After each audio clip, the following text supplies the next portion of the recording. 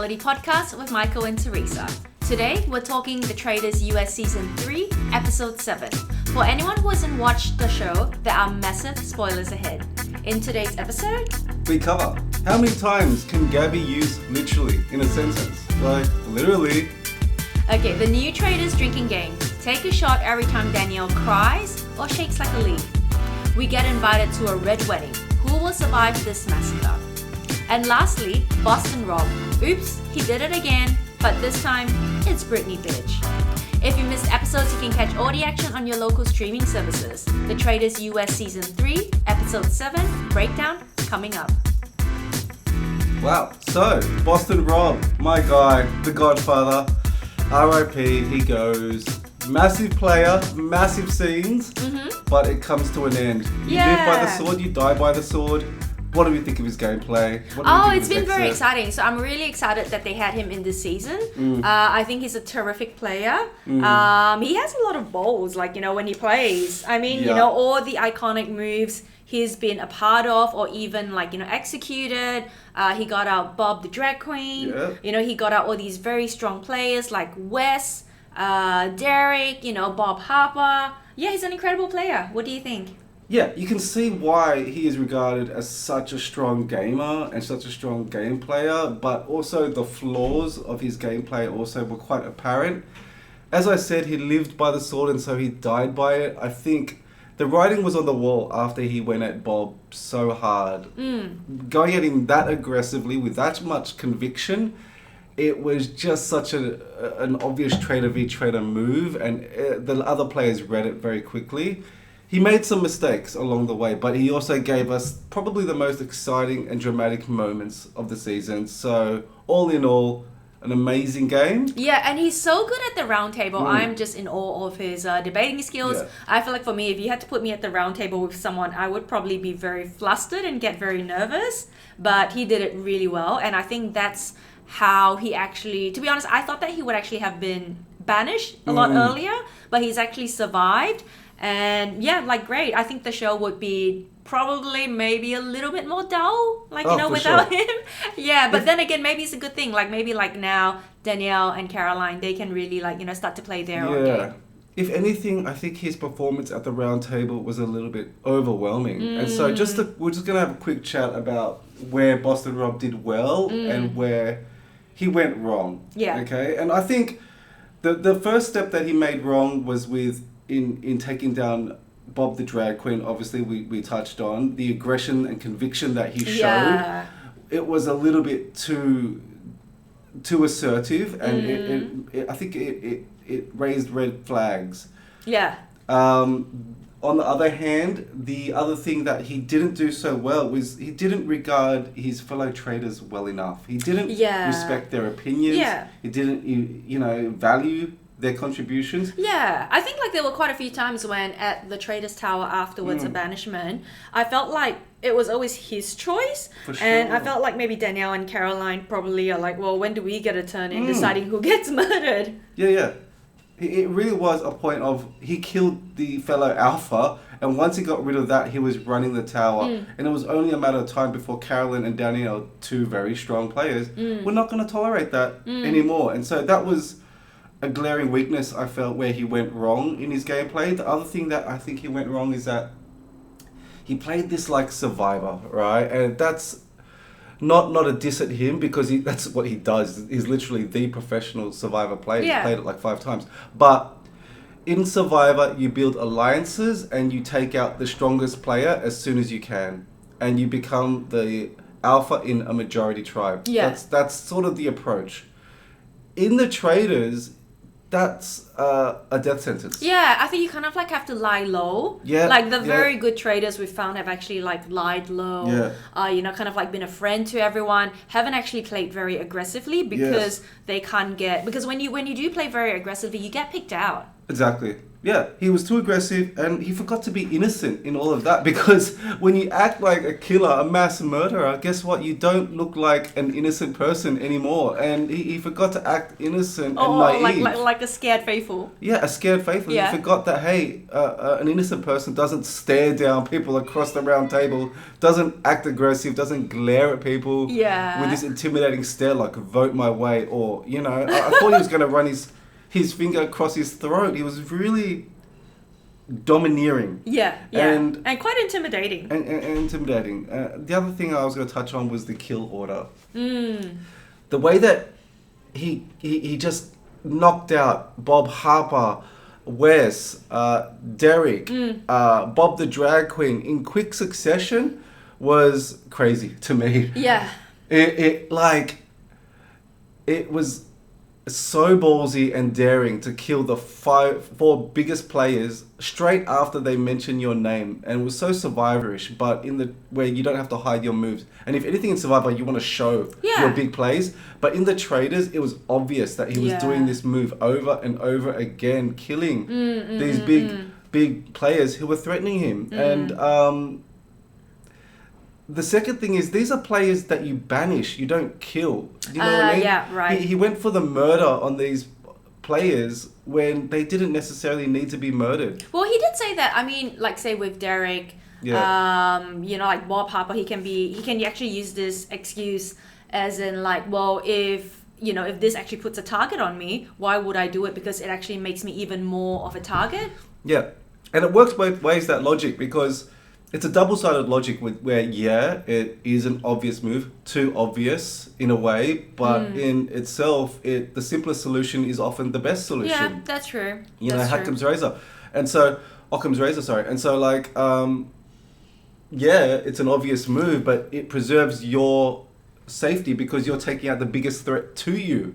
So that's why you do it. And that's the defense that Sam did in season 2 of Australia, and he carried that excuse all the way through to the end. And people bought it. Yeah, to be honest, I think you can definitely buy it, but I think with this gameplay, in a house when there's actually a lot of very strong characters, like if you're in a house, I think full of very meek characters, who probably like more people pleasers, who are willing to actually compromise and maybe not speak out, that would have worked. But if you're in a house full of housewives and gamers, all very strong players, all very strong egos, sooner or later I think this can backfire. And it did. Well done though to Boston Rob. I think he's actually really made this game really entertaining this season. I'm actually really enjoying it. Yeah.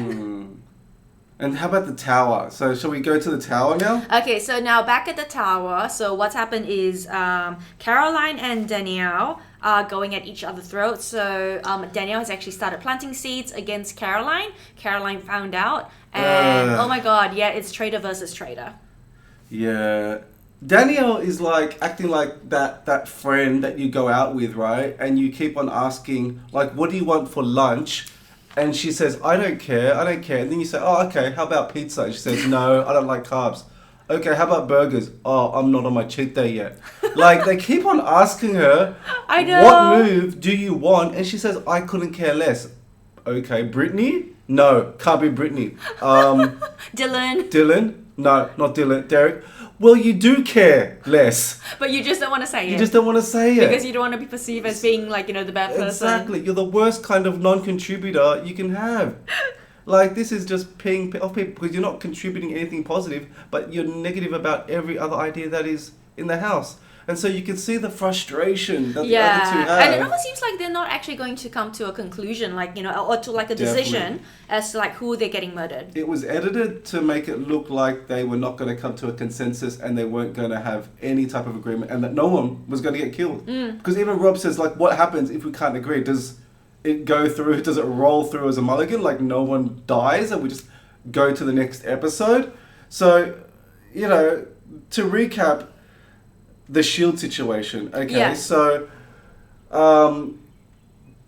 Carolyn, Trishelle, Dylan, All have shields. All so have that's shields. from the previous challenge. So they were like pitted into, I think, 3 groups. Yeah. Each group had a shield winner, and you can tell. And this was where it was interesting because Rob didn't want to share who had gotten the shield in his group. Yes. Let's talk about that a little bit. So why do you think he does that? He says, I don't trust you guys, you're not giving me any information, but I think it's because he's trying to push the vote at that stage towards Derek. Because right, okay. the people in his group, if he says, I don't want to tell you who has a shield in my group, they don't know who to shoot at. Yeah, well, so for me, I thought my first thought was when he said that was actually because he didn't trust Danielle. So, I mean, obviously he doesn't trust Danielle, but I think maybe he was worried that Danielle would use that information against him the next day and start to plant seeds against him and be like, oh, you know what, guess what, I heard that Boston Rob said that so-and-so had a shield. True. That's what I thought. Yeah, but my impression is that in his group, he has Dylan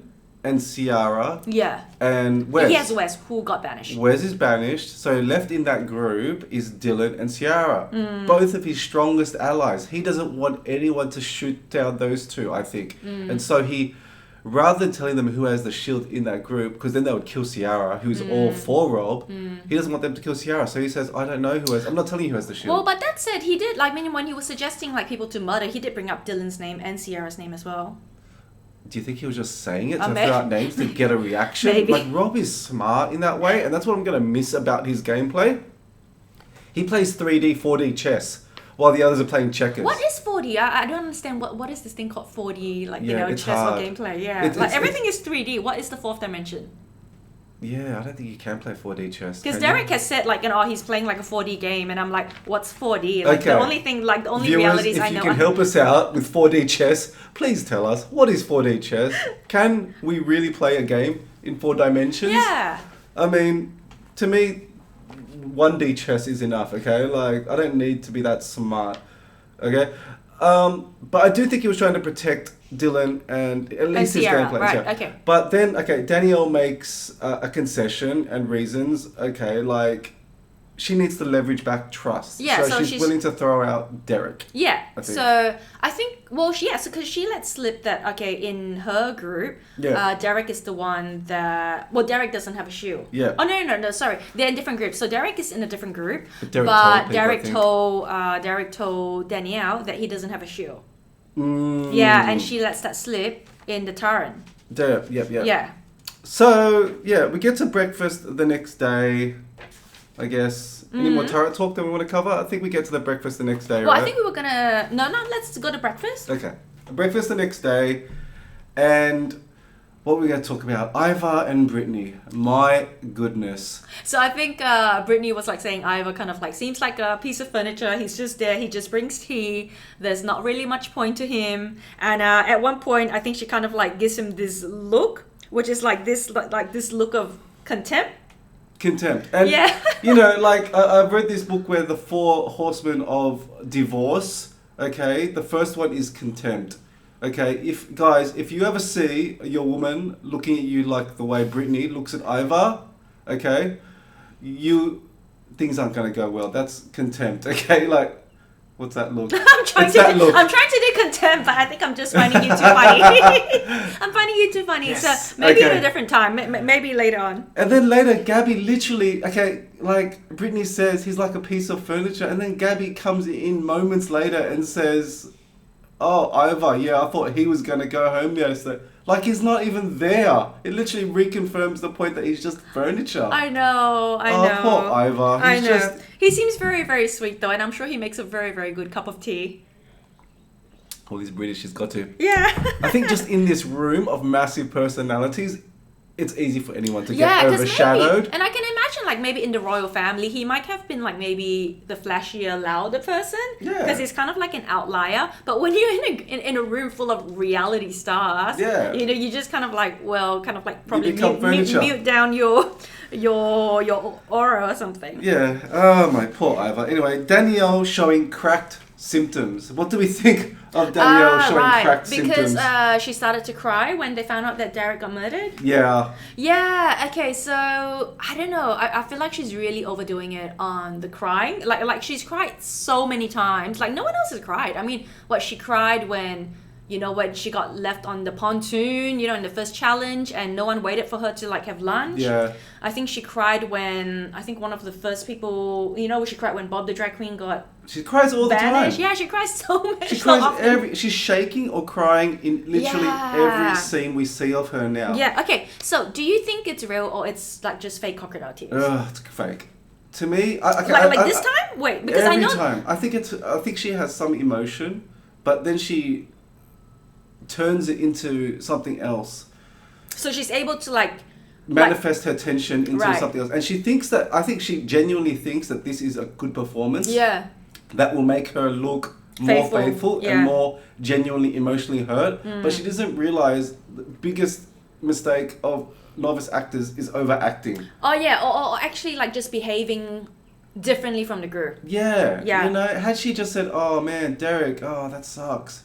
I'm gonna miss him." Instead, she's acting like he's actually dead. Yeah. As later Ciara says. Yeah. Because he's just evicted from the game. Just evicted from the game. You I'm probably sure. see him backstage getting a bagel. Yeah, I don't know if this is something that she cries all the time when she was on Big Brother as well. Maybe she uses the same strategy, but I don't think this strategy is flying in the Traitors in the mansion. For me, at first, I did think that the tears do seem genuine.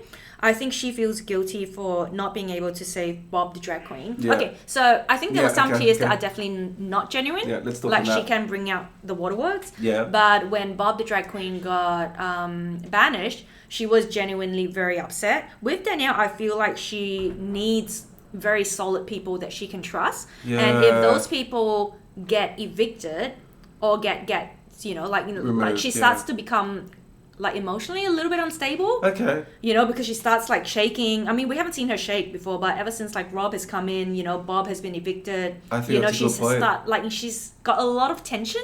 I agree in with her. that. That's true. I think she really wanted to like save some people that she felt could be loyal to her, like Derek, like the housewives, like Dolores. Yeah. Good points. Yeah, and I think being a traitor, there's a lot of tension. Yeah, there's it's a lot hard. of anxiety. I think it's manifesting itself on her behavior. All these physical symptoms of the stress. It's not surprising, and I'll be interested to see how she goes forward now that Rob is removed. I think the source of a lot of her tension and anxiety has been through Rob taking away a lot of her agency in the turret. Don't forget, she wanted to remove Carolyn just to get rid of Rob. That's how obsessed with Rob she was and how much anxiety he was causing her. So now that he is gone, and I know we're skipping a few points, so I'm sorry, we'll get back to this later. I'll be interested to see how this manifests itself in her overall demeanor. Yeah, because she was elated when he was banished. Yeah. Like, it was suddenly like, there was heavy Danielle with like all this like tense energy, and suddenly it's like, oh my god, This like weight was dancing lifted up, around with like Britney. Yeah, this weight, like this off her shoulders has just been lifted, and she just looks so much lighter. It'll be interesting. Yeah. But in this episode, though, going from the beginning, she just looks crazy again. And I'm so surprised that ever since Carolyn went at her, literally the night earlier, that no one else has added these things up. That A, she is the person that stirred a lot of drama and negative reports against Carolyn. And B, she's the massive overactor and showing a lot of physical symptoms of stress, which is always a telltale sign of a traitor. No one has put together all these signs, and I'm very surprised. I feel like they're kind of freeluding it though, because we've seen signs of her like shaking. Okay. Like, in this yeah. episode, she's still kind of like shaking. It's actually very slight. It's almost like you can't almost tell. But throughout like the round table, I think, she was still shaking quite a little bit. And also, I think there's the prelude to like crying. I feel like they're kind of setting up maybe for the next episode, if not the next, for her to get banished.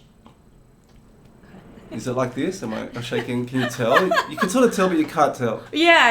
And I think also it's like maybe you can tell like in real life, but sometimes on camera it's very hard to tell. You know, when you're like quite a bit of a distance. Okay, so Derek, we find out that Derek got murdered. What do you think about his gameplay so far? Derek was great. Look, I think he was a very good faithful. He was very good at finding who the traitors were. Let's face it, he found. He was good at delivering the facts, good at the round table. He's very good at the round table, yeah. But he was terrible at relationships, terrible at forming allies. Yeah. And case in point, okay, he was good at all those things. There's no need to talk about the things he was good at because the examples are there. But the way he dealt with the whole Britney situation highlights how bad he was at dealing with people around him. Okay, he wanted to work with Britney, right? So, and yet he offended her by eventually saying, I think you could be a traitor. Okay, if she's a faithful, then you want to work with her because she's a potential vote and a potential ally. If she's a traitor, then you definitely want to work with her and vote with her because she could be an ally and she can kill you. So what I've got written down here is he thought like a cop, okay, which he is. Not a spy, okay? As a cop, when you find a criminal, you can just walk up to them and arrest them based on suspicion, right? And you can just take them down. If you're a spy, you need to build evidence. You need to build a case. You need to get that evidence and you need to get out of there and then you need to pin it on someone else. You know, he wasn't deft in that whole thing. Instead, he came right at Rob, accused him. It was inevitable that he was either going to get killed or get banished the next day in a traitor, you know, and people suspecting him as a traitor. Yeah, I think that part where he actually told Britney that, you know, I think you're a traitor, I think that was a wrong move. Yes. I think it's okay that he kind of like told Dylan his suspicions about Britney. Yeah. You know, fair enough. But I think to tell Britney directly herself, well, that's just actually going to turn someone against you. And I guess, and I guess I feel like, okay, so if Derek wasn't murdered, how do you think it would have actually gone for Boston Rob? I think that would have been the better move for Boston Rob. I think the mistake was murdering Derek. There are players that you banish and there are players that you murder. You murder the innocent ones and you banish the sus ones. Derek had a lot of sus and animosity on him. And he's probably not as popular. Charming. Charming as Boston Rob. He's a cop. He's not a slick LA guy. He's from New York. He's a working class guy. He's likable, lovable. But he's not glamorous like the rest of these he's not going to be able to sway opinion. Yeah, he's not like that. He's not like us. You know what I'm saying? And so, like, I felt like Boston Rob shouldn't have killed Derek. Should have maybe killed even Britney, although Danielle would have blocked it. But someone like that, right? Someone who looks innocent. And then you save Derek for the round table and you say, why do you keep coming at me, Derek? Why are you so adamant that I'm a traitor? That makes me feel like you could be a traitor. I'm the only one that's caught a traitor in this whole house so far, and yet you're the one trying to come at me. Yeah. I'm the best faithful of us. I think you're trying to get me as revenge for killing Bob. That's what this feels like. And Rob's popularity versus Derek's popularity, no contest. Yeah. Rob wins that 80% to 20%. Yeah. I think that was a smarter play, but comme ci, comme ça, c'est la vie, French toast. Yeah. No, I think so. I actually think that actually would have been a really good play because I think that because Derek has already made all his points in the previous roundtable, so for him to come again with the same points, people kind of like get tired of it. Yes. It's like they've heard it before. They're like, okay, well, is there any new evidence? Is there any evidence? Yes. Yeah, like why are we rehashing this again? Exactly. We've already established that, okay, like yes, that's evidence, but now you look traitors because you keep on bringing it up and up. Yeah. And that was the thing about Rob's gameplay as well. His flaw is that he wasn't cool under the pressure. In the same way that you have to be as a traitor. As a survivor player, yes, this is exactly what you do. But as a traitor, you almost have to walk up to Derek and say, dude, do we have a problem? Why do you keep coming at me? This is what I would have loved for Rob to have done. Is the next day, not kill Derek and said, dude, why have you done this? Now, the traitors have pinned you and I against each other. They're going to make you look like a traitor or me look like a traitor now. If you think I'm a traitor, let's talk about it. Let's, let me prove to you I'm a faithful. Let's work together and find the traitors, dude. You know what I mean? You build an alliance that way. I think you build an alliance that way and you try and work with them and you try to allay suspicions by collaboration. Because what I've found is if a traitor can survive suspicion for 1 or 2 round tables, the heat dies off them. Yeah, like say with Sierra, like suddenly no one's talking about Sierra anymore. Yeah. Or Danielle, or Carolyn, and but if you keep coming at them, and you keep killing people, you start to seem like like traitorous. Yeah, like a serial killer. And at the breakfast table, also there was that Tom thing, Teresa.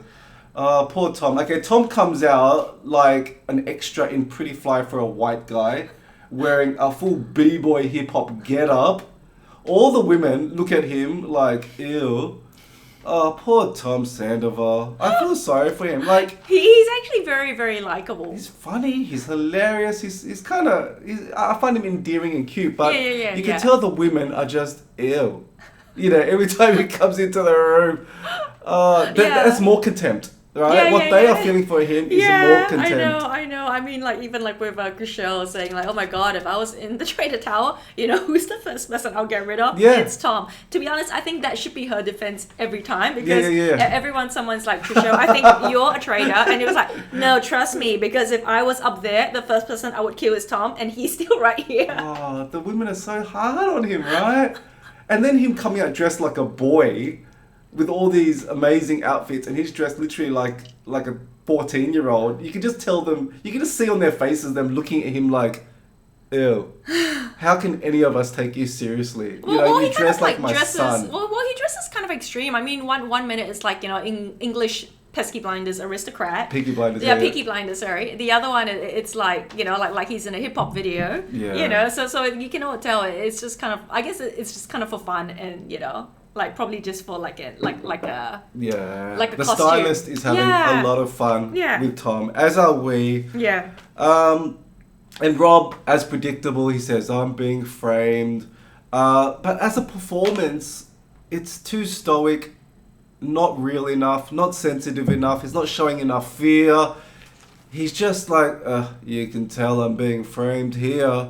I feel like Rob, he's just a bit too cool in these situations, in social dynamics. He's a bit too cold, too cool, too aloof, to look like a real faithful. And I think this chilling aura that he's putting across is people are starting to pick up on it on this episode. Yeah, and I think, to be honest, like, I know, he, we can say all the things that he's done, right or wrong. But the truth was, I think he's actually done an amazing job getting this far, because I honestly thought he was going to get voted out, literally after Bob the drag queen was banished. So he's actually survived a few round tables. It's an incredible move. It was just a matter of time before he gets banished. I don't think he would have actually got to the final 5. There's no way you'd be stupid not to. So he's done amazingly well. And he's made his impression on the show. He's killed a lot of people. So kudos, Boston Rob. As I said, my favourite Survivor player of all time. Not my favourite traitor player of all time. I don't know if this game is well suited for him. I think when you have a reputation like his and you enter this game, the cards are stacked against you. I just regret that he didn't work with Jeremy and Tony, 2 other Survivor legends. Because that would have been great, but he killed them mad quick, as a Survivor player does. Well, he's killed pretty much almost every alpha guy. Look at him. He's a mass murderer. Of course he's this traitor. Okay. Now moving on. So after the breakfast table, we hear Dylan coming up to Rob to tell him about the last thing that Derek had actually confessed to him. Okay, so he's actually... So do you think Dylan actually suspects that Rob is a traitor? Yes, I think he does. Because the way he words this is very interesting. He says... Derek said 2 names to me. He said your name, Rob, which sucks, but I'm not going to bring it up. And he said Britney. Okay, to me that lets me know that Dylan thinks that Rob could be a traitor, but guess what? I'll work with you. That's his way of saying, I know you're protecting me. I'll kill you at the last hurdle. You kill me at the last hurdle. Let's see where the chips fall. But let's get to the end of the game. That means that he is aware enough to play this game at the next level. And I think Dylan is very smart. Yes, he is smart. He's also not really like a reality star like these LA stars. So I think his ego is actually a lot not as strong, not weaker, because that's not the right word, but it's not as like defensive. Yeah. You know, where it's like, oh, I have to like put a good impression, he's an or assistant to his brother. Yeah, right? you know, so he's used to being like, you know, playing second fiddle, and he's okay with it. You know. Yes. Yeah. Good point. You know, so he's actually okay to like, you know, like work with like stronger players, like, and he doesn't feel the need to like take them out as Boston Rob does. He obviously idolizes Boston Rob, and we've talked about in the previous podcast episodes like how I think the next stage going forward with the Traitors is this next level gameplay where people actually work with Traitors hand in hand, you know, and you know, and maybe that's what he was trying to do. I think so. Yeah, I think so, because he can't out and say it. Hey Rob, I know you're a traitor. That's what Jeremy did and got killed. But he can do what he's trying to do now, which is, hey, you're an ally. Whether you're a traitor or you're not, you're still an ally. Just don't effing kill me. Yeah, and you're my Zach. Oh yes, you're my Zach. And that's the smartest way to get to the end in this game, I think, is to find a traitor, befriend them. Maybe they'll convert you to a traitor later down, and then you get to the end. Or you know, you can always like banish them, you know, at the finale. At the finale, and you just keep on, So the name he does say is Britney, which is interesting because this is the planting of the seed that Britney is a traitor. But come on, like I think this was always a tough sell. There are so many other names on the board that I think Dylan and Rob should and could have gone for that would have extended them for another day. I think going for Britney is a tough sell. She is popular, she's liked, she's trusted, she has Danielle's allegiance, she has...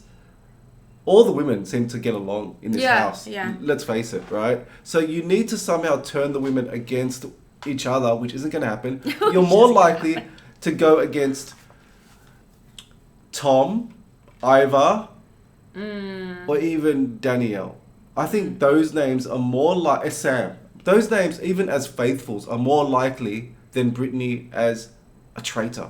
So I know that, you know, Derek said that name before he left, but that doesn't mean anything. So the fact that Dylan hangs on to this and later brings it up, and then backs down from it. That's the interesting thing. Okay, so we're going to fast forward a little.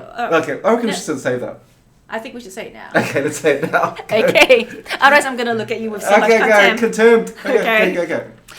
So, like at the round table, Dylan actually starts off by saying, okay, I'm going to bring up this argument is that two names have been brought out, which is Boston Rob and Britney. Yes. But later on, so he's setting the stage, you know, for like an argument. But later on, he actually says, well, I don't actually believe any of these. What the F? These two are traitors, and he actually voted for Gabby. So he's actually voted for Gabby, I think, a couple of times, if I'm not wrong. I don't And that is like a throwaway vote. Yeah. Okay, so first thing that tells me is that he's not... Gabby is probably the person that he's least close to in the house. Because, like, say, with Chriselle, she voted for Tom because she doesn't believe it's either Britney or Boston Rob either. And Tom, she, like, just doesn't like. Right. So you would just vote for someone as a throwaway vote, the person that you are least attached to. Yeah. But he actually brings up the argument. You know, so I thought he was going to vote Britney, but he didn't. So in which case, I guess maybe why bring it up? Exactly.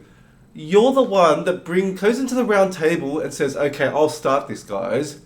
It's Britney or Rob. And then when it comes to voting, Dylan votes neither way. Yeah. I just don't understand this. It's almost like, I just don't understand this. Like, why he did this. It's like he doesn't have the conviction to follow through, or he realized halfway through, I don't want to go through with this. You know, I want to vote another way. I can work with both of them. Yeah. Or maybe he did think that maybe it could be Britney. Yeah. And then maybe, but with the way that she presented her argument, it's like, well, actually, maybe come to think of it, I think I was wrong. Yeah. That could be true. I think what he thought was, okay, now that I reflect on it, and we'll get to this again later when we talk about the round table, but what I think is, at this point in time, Britney's a faithful, so I don't want to vote for her. Rob is a traitor, but I want to keep on working with him. So I want to throw away this vote. And now I regret bringing it up. I hadn't considered how I can still work with these people. Because once Rob goes, I'm effed. And this game really, at the next level, isn't about finding traitors. It's about surviving. Yeah. Right? Yeah. And so I think his initial thought was, yeah, let's find traitors. Let's find traitors. Oh no, when Rob's gone, I've got no one to look after me. I'm effed. So That's what I think maybe dawned upon him at the round table. But we'll save that for when we get to the round table. Yeah, okay. So let's go to the challenge. Did you have anything else? No, that's about it. Other than Tom just looking weird at every point and being awkward walking into rooms and walking out of rooms. Tom, stop being so weird. Okay, yeah, the challenge. Oh, we didn't talk about best dressed. Oh, yeah. I think because the challenge... Well, everyone was very, very well dressed. Everyone was Oh my god, yeah. It looked like a scene out of like the Red Wedding. Game of Thrones. Game of Thrones, stunning. Yeah, it was stunning. Everyone looks like they're in couture, like Alexander McQueen or like, you know, / Vivienne Westwood. This is tailored suits. Like you can tell when suits and dresses are poorly tailored, everything is tailored to fit. This is all couture and custom made. Yeah. The budget for this show is out of control compared to the UK version. Yeah. They all look fabulous. Like, well, they didn't even have the scene in the UK version that just, you know, ended. And okay, so I'm gonna host this segment. Okay, it's called Best Dressed. Okay, so Teresa, who was the best dressed male? To be honest, I like Tom. But I really like Tom and Dylan as a couple because they were like holding hands. They just look very good together. Yeah. Well, like look very good together, like a pair. You know. Yeah. Like a his and her. The hi hat. Yeah, the hi hat. Yeah. The tweed jacket. Yeah. Yes, definitely. I like Tom and Dylan together. Okay. Yeah. Best dressed female. Okay, so I thought I like Dolores, Chriselle, and Danielle, but I think my favorite has to be Chriselle. I think you know, because like, you know, she had on like something that was quite short, like a red dress, and then she had a trench coat. So I think that's like a signature look of her, where she always balances like short and long, and I think it gives a little bit of contrast. Yes. You know, rather than everything all long, you know, which sometimes, you know, doesn't have as much of a contrast. But that's me. That's the kind of look I like. You can tell my lovely wife works in fashion and she knows what she's talking about. All that went over my head. What about you? I don't know. They all look pretty cool. Okay. Look, I think Alan was spectacular in the wedding dress. Yeah. No one upstages the bride. So I'm going to say Alan won the day for me. Yeah. I think because the red flowers, it just looks very striking against the white, you know, tux. Yeah, no one's outstaging the bride. Okay, so we get to the challenge. Okay, yeah, how amazing, how funny was the challenge? I really like this kind of challenge. I could not have done this. Any highlights for you? For me, I've got here, first of all, Chriselle and Dolores bail out as soon as it starts. Chriselle's just like, oh, F this, I'm out. And Dolores looks like murderous. Dolores looks like, girl, not good. I do like the fact, okay, that now we're playing for shields as well as money. Because these celebrities are fairly well off. No one really cares about the money, if we're honest. You know, you need to get to the end to win the money. And so this whole prize pot thing doesn't really interest them or incentivize them that much, I don't think. 400, 500, 4,000. Do you know what I mean to these people? But shields are worth playing for. Shields are what people... Because we saw that last year when they got to this gross house with all the bugs in it. All the women just left the house and were like, F this, I'm not doing this, right? And they basically killed the challenge. No one wanted to participate in that haunted house. Now, when you enter shields into the equation and you make it that half the people can get shields if they play well. Yeah. Now you've got something to play for. People, the one thing these people want, they don't need money. What they want is attention and camera time. Okay? And a shield means more attention and camera time, and they will go through hell for these shields. So I love that. Okay. I also think putting shields more into the game gives us a better chance at finding the best players towards the end, because you know, you see eventually the best competitors making it through, getting shields, and making it to the end, which is good. We want the best players. So I'm happy about that. Okay. Well, for me, I felt like, this is actually a really good challenge, because it actually... Well, some people have actually kind of surprised me, because it wasn't a pleasant challenge. It was actually like, you know, really creepy crawlies. You know, you have millipedes, like scorpions, cockroaches, you know, like coming down. Imagine like, you know, having like things crawling through you, underneath your clothes, you know, a Gabby snake. was so funny. She's like, these things are not this is not consensual. They are all over my breasts. Well, actually, Trishelle. Gabby really surprised me. She was So I think great. I wasn't surprised by Trishelle. Yeah. But Gabby, I think, really surprised me. She actually really hung in there and be like, okay, it's okay to be scared. This is a very normal, reaction. Very powerful and adorable self-talk. She was very good at that. Rob was also good. With Ciara. Bringing up the chicken parmigiana at, Alan Bantonelli's restaurant in New York. Just the support that the teammates had for each other. Yeah, and apparently, he's really done this endearing. before, on Survivor challenges as well. So I'm not surprised. Yeah. This is what Rob is gangster at. If you know Rob's career in Survivor, he will go through and he'll go through hell to win a challenge. He's a beast at eating gross stuff, putting up with it. This is nothing for him. So yeah, I'm not surprised that he dominated this. But most of the guys like Tom, Dylan looks like Sam, he's having fun. Dylan, Ivar, they were having fun. Yeah, they were. Yeah. They were laughing. I would not be having fun, especially with the snakes.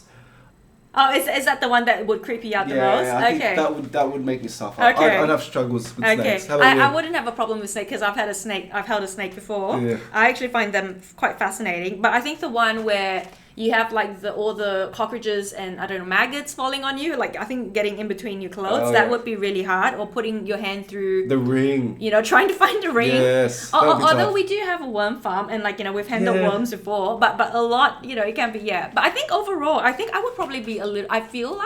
I think I would like to think that I will be a little bit more like Dylan and just be like, oh my god, this is quite interesting. Yeah, I don't know. You never know until you never in know that moment. until you actually put yourself through it. Good challenge. I think, it really was a battle of wills.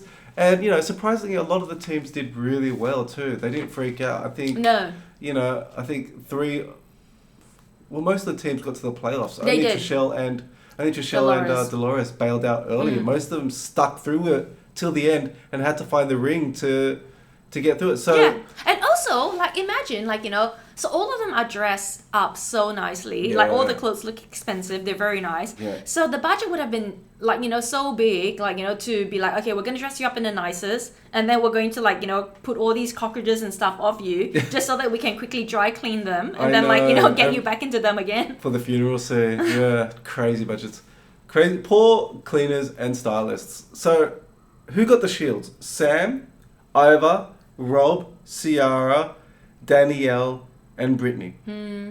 Okay, so they're all safe from murder, but as Rob says in the car, I gotta make it through the round table, and there's a lot of sus on me. And so we get to the pre-round table talk, I guess, and so all the men sit together in a room, discussing. I think there's Tom is holding court with Ivor, Sam, and Dylan. And then Rob is with all the women again. He his harem. Yeah, his harem. I think Rob, as he says, you only need a majority, and I think he trusts Dylan enough to leave Dylan in the other room and try and sort of press his case. And he's very influential, and I feel like he wants to work with the women to get enough votes. Yeah. But again, this is where he misfires. He aims at the wrong target. Britney. It's Britney, bitch. And this is where I think he should have been planting Danielle. But okay, so you think maybe he should have sacrificed a traitor to get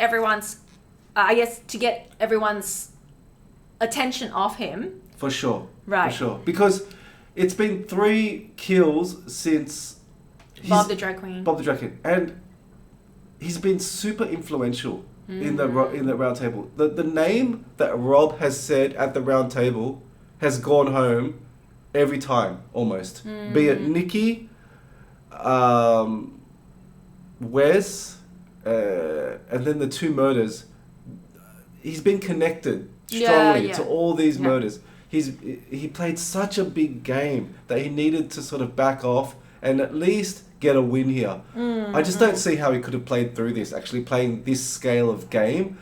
The way through to last another day, I think, as I said earlier, was to pin it on Danielle, but let Carolyn lead the charge and say, look, we can't work with Danielle anymore. If you want to survive another day, I want to survive another day, it's got to be Danielle, Carolyn. Okay. Get Gabby.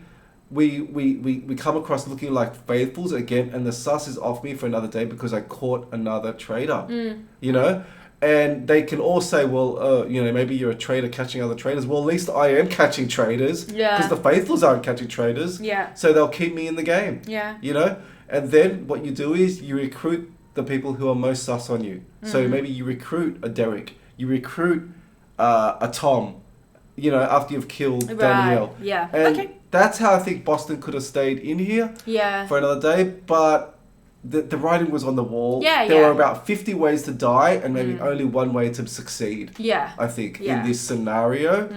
And you can tell he's trying really hard to build the numbers. I need you to vote with me, Dolores, Yeah, and he's sort of repeating himself a lot with his logic. I think so. Yeah, I think I think that actually would have been I would be interested to see how that turned out. Yeah. I mean, we can't, unfortunately, but yeah, maybe that could have worked. We don't know. Yeah, we don't know. Yeah, it's always in hindsight, it's always interesting when you think that you're gonna shoot for something and maybe you take aim, but you don't actually you might miss. Yeah, you might miss. Yeah. But he played a big game, which I appreciate. So at least I think he played his way. He played his way. Yeah. Yes. You can't change your nature. Yeah, and you can't expect him to play the game that Siri plays because they're just very, very different. Exactly. Yeah. Boston Rob is always going to be Boston Rob. Yeah. And that's why it's Boston Rob. When you put a city in front of your name, like Boston, and you wear a backwards cap at 50 years old, you're not going to change your ways, man. You're one town, one team, one type of guy. Yeah. One and hat. I think most of the votes were for him.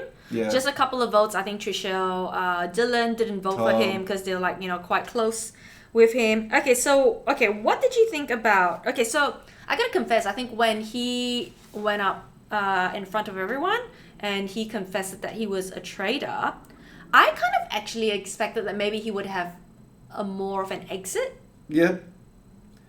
Maybe because Bob the drag queen had kind of set this stage up.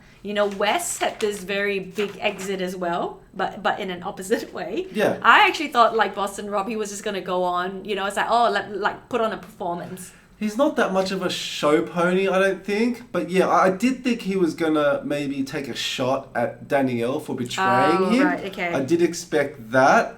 But yeah, he went out with a lot of class, a lot of gamemanship. This is B-Rob. He plays games all day, all night, all year. So I don't think he's going to be so hurt by this. Yeah, He's going to go from here onto deal or no deal. Okay, what did you think? So what did you think about his kind of parting words? Because he said he would have definitely liked to go to the end with Caroline. Yeah. Okay, but he did say that Danielle was a bad game player. Yeah, and I think he's not wrong. I think he's not wrong. I think Danielle and his inability to work with Danielle in a cohesive way was a real detriment, and is a detriment to all their games. I think they needed to find some common ground, because at least when you have traders that work together, you have a voting block of 3 or 4 that is really strong. Yeah. And what we've seen in the past is good trader groups will spread out. They'll take, influence their little blocks. Rob, you take the guys. Danielle, you take the housewives. Carolyn, you talk to the plants.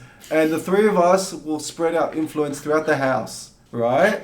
And we'll find someone to kill week by week, day by day, and we'll get common ground. Yeah, as long as you can, snap out of not being able to betray each other. That's good trader gameplay, but this is the dilemma of working with traders and celebrities, right? Yeah. And also, I think in the beginning, Danielle, her logic of getting rid of Carolyn to find another person to get rid of Boston Rob, that was just so skewed. Her logic, it was just not direct. Yeah. It was so convoluted. Yeah.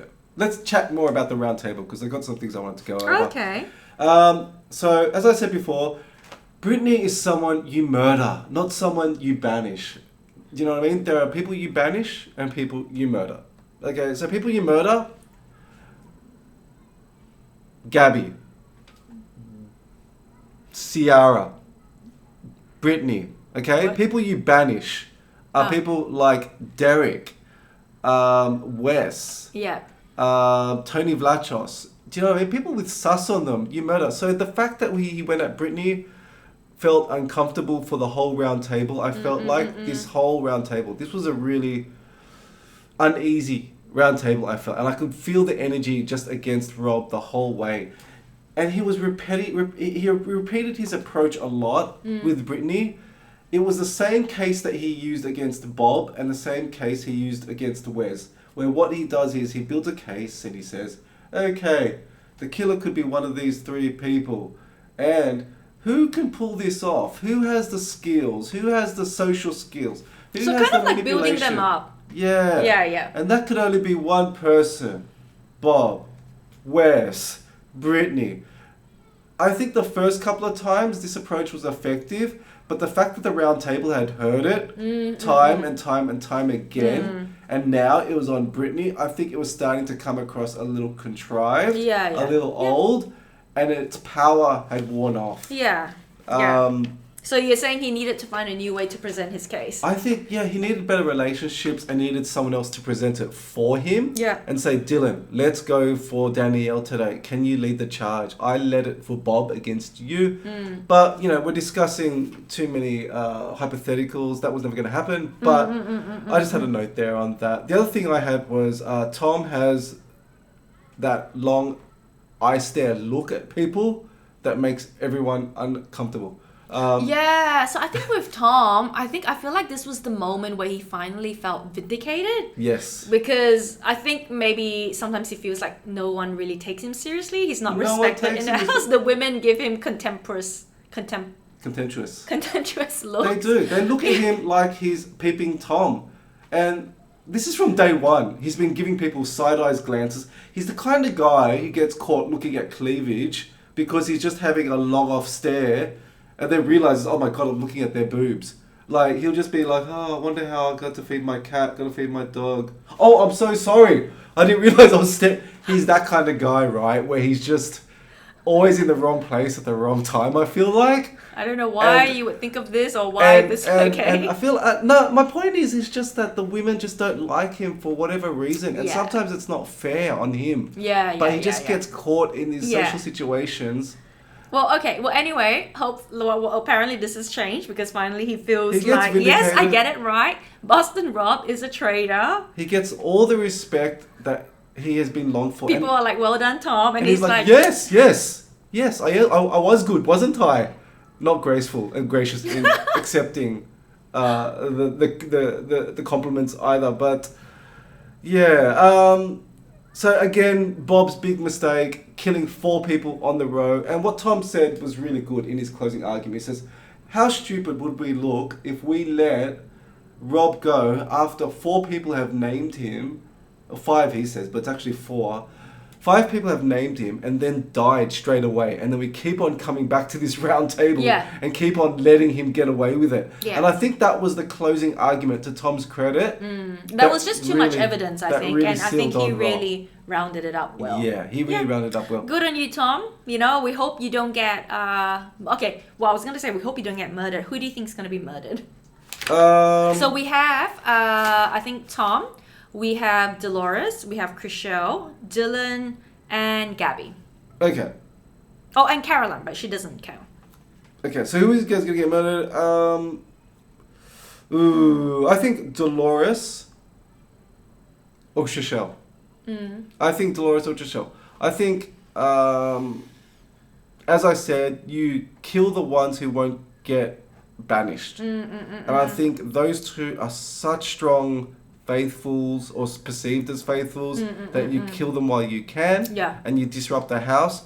Dolores, maybe because she's such a strong presence, she can really sway the votes in the room. I think she seems like the strongest and the most opinionated out of all of them. Yeah. So I think that's the one you kill. What if there is a recruitment we were going to talk about? How about you? Who do you think they're going to kill? Okay, so I think for me, probably top of the list would be Dylan. So I feel like he's either going to be killed or recruited. It's just a matter of time. Because right now he is, I think, very much deemed a faithful. I think Tom even said, I know you're a faithful. I think pretty much everyone thinks of him as a faithful. Yeah. So I don't think he'll get banished. So either murdered or recruited.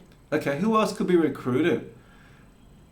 Because, they've just killed banished Boston Rob. So I assume that they'll get an opportunity to recruit one more trainer. Yeah. Right? So let's talk briefly. Well, that's why I feel like Dylan will actually be, he could be good either way. Because he actually would be quite a good, he would be he would be faithful, I think, to the traitors. Yes. I don't think he would be someone who will actually be super manipulative to try and get out another traitor. Yeah. I feel like he would be trustworthy as a traitor. Yeah, I agree. I think Danielle will try to get Britney because that's her number one as a fellow traitor. And also, like, maybe if she gets banished, then she comes off as, like, a traitor hunter. Yeah, but I think that Carolyn will block that Britney vote. Right. Because in the turret, you know, Danielle says, hey, you're my number one. And so Carolyn says, yeah, except for Danielle, right? Which is very perceptive. She can tell that. Oh, except for Britney? Yeah, except for Britney, sorry. Because she can see Danielle and Britney dancing in the hallways together, holding hands. And she would be outnumbered. And she'd be outnumbered. Yeah. So Carolyn, if she's smart, won't allow Britney to become a traitor. I don't think Carolyn really trusts only Gabby. So Carolyn will want Gabby. Okay. But we'll see. We'll see. Who gets recruited. I'm fascinated to see how it goes because I think it will shape the flow of the game from there. Let's talk about Danielle's reaction before we close off. Danielle's reaction to Rob going home. Oh, yeah. Like, so very happy. A bit over the top, don't you think? Yeah, I think she's kind of, like, she's so happy. It's almost as if, like, she thinks she's kind of, like, killed off Boston Rob, even though she had, like, no hand in it. I agree. I think people will see this as sus because she's trembling before and after he goes home. And then and the moment she goes home, she's celebrating with wild joy, but she had no hand in it. So it's not like you were a traitor and you said, you know, let's set up Bob and get rid of him. Boston Rob and get rid of him. And it's not like you said anything at the round table that convicted him and makes you look more faithful. Yeah. You really did nothing. Yeah. To his eviction. So you've earned no points as a faithful, you've earned no points as a traitor. This is an absolute zero. Yeah, whereas like Tom, he had kind of like spearheaded this campaign, you know, and he's like, yes, thank you. Tom gets faithful points. Yeah, but Danielle earns nothing from this. I don't know what she gains other than her own conviction and her own agency and independence from here. As we said earlier, it'll be interesting to see how she goes forward. How do you think she plays now? Will she work with Carolyn? Now that, like, what happens with Danielle and Carolyn? Oh, yes, because, like, initially she didn't want to work with Carolyn. Like, firstly, they're two very opposite people. Yeah. Opposite characters and traits, and that can rub off each other. And also she wanted to get rid of Carolyn to get rid of Rob. But now that he's gone, I think she can actually work with Carolyn. But whether or not Carolyn wants to work with her, that's a different thing. Yeah. Yeah. I feel like the show is preempting us for a Danielle banishment soon. For sure. She's just too unstable to be, you know, to remain in mansion. The edit is constantly going to her reactions and her shaking. And I don't know how she's going to react when, you know, all these fingers at the round table are actually pointed at her. She could kind of like have a little bit of like a breakdown. Yeah, we haven't seen her really deal with the pressure of round table debates. Yeah. So until she faces that heat and deflects it, we don't know how she'll go. I don't think she'll be able to withstand it. It's a lot of heat. Like, we've seen Ciara take it. Now we've seen Britney take it and fight it off. We saw Rob take it and fight it off 3 or 4 times. And eventually he got caught. So, you know, I think time is running out for Danielle. We'll see. To be honest, I don't think the show will miss her too much. No. I think her time is coming to an end as a traitor. Yeah, and I think like she was good drama. There was just a lot of things, you know, to look at because like she was quite chaotic. So it makes for very good drama. But is she a great player? I don't think so. Yeah, I think it'll be good to see a new traitor step in the next couple of eps. Yeah, I'll be curious to see like how Dylan would be if he's a traitor. Yes. Iva. Yeah, Iva. Tom. You know. Tom would be hilarious. Come on. Tom would be so good as a traitor, especially as a recruit, because he has so much goodwill now. So him coming in as a late game traitor would be so entertaining. And the side eyes looks and the Tom and Carolyn together, iconic. Okay. Sidewise glance. Like, you could make a whole episode of their weird expressions, like Carolyn and her crazy faces and Tom and his sideways glances. Come on, that's quality TV television, They're going to be like the craziest duo ever.